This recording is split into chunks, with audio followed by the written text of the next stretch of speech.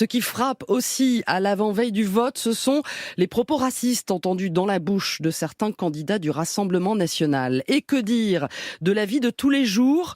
Maxime Depps, des syndicats font état d'une libération de la parole raciste en entreprise. Exemple avec ce salarié d'une PME dans l'industrie en Haute-Savoie.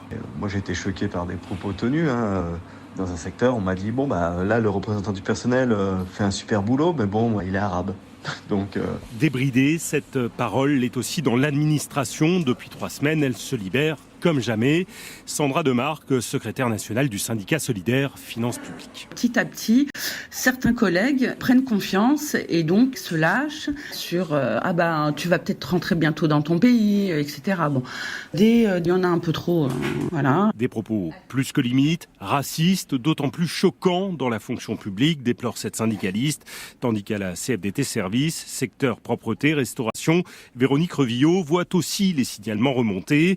Un par-ci par-là d'habitude, une vingtaine depuis les européennes. Des personnes qui nous font part de propos racistes et diffamants. Les personnes d'origine maghrébine seraient prêtes à faire exploser le magasin. Les blancs devraient se reposer et les noirs travailler. Très clairement, le sentiment qu'on a, c'est que la situation est volcanique. Volcanique et ubuesque, car parmi les appels reçus par les syndicats figurent aussi ceux des auteurs de ces propos eux-mêmes, qui parfois ne comprennent pas d'avoir été sanctionnés ou convoqués par leur direction pour des propos pourtant parfaitement illégaux.